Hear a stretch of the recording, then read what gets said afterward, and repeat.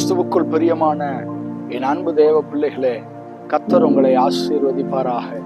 இந்த ஆத்மீக யாத்திரை நிகழ்ச்சியின் வாயிலாய் உங்களை சந்திப்பதிலே மிகுந்த மகிழ்ச்சி அடைகிறேன். சங்கீதம் 128 அதிகாரம் 2 வசனத்திலே, உனக்கு பாக்கியமும் நன்மையும் உண்டாயிருக்கும். ஆம், ஒரு இரட்டிப்பான ஆசீர்வாதத்தை குறித்து இந்த இடத்துல எழுதியிருக்கிறதை நாம் பார்க்கிறோம். பாக்கியத்தை கர்த்தர் நமக்கு கொடுப்பதோடு நன்மையையும் அருளி செய்வார்.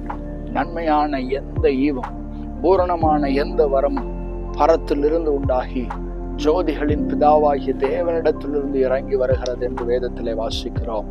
அந்த ஜோதிகளின் பிதாவாகிய தேவனிடத்திலிருந்து இறங்கி வருகிற ஆசீர்வாதத்தை இரட்டிப்பாக இன்று நீங்கள் பெற்றுக்கொள்ள கர்த்தர் உங்களுக்கு அனுக்கிரகம் செய்வாராக. கண்களை மூடி நாம் ஜெபிக்கலாம். அன்பும் இரக்கம் நிறைந்த நல்ல தகப்பனே, இரட்டிப்பான நன்மையை, பாக்கியமும் நன்மையும் பிள்ளைகளுடைய வாழ்க்கையிலே உண்டாக்கப்பட்டிருக்கிறதை காண அனுக்கிரகம் செய்வீராக. தடைகள் யாவும் விலகட்டும். சத்துருடைய அந்தகார வல்லமையுடைய கிரியைகள் அழிக்கப்படுவதாக. நீரே உயர்ந்திருப்பீராக. உடைய சிலுவை மேலோங்கி உயர்த்தப்படுவதாக. இயேசு என்ற நாமம் உயர்த்தப்படுவதாக. இயேசு என்ற நாமத்தில் ஜெபிக்கிறோம் நல்ல பிதாவே, ஆமென். God bless you. கர்த்தர் உங்களை ஆசீர்வதிப்பாராக. ஆமென்.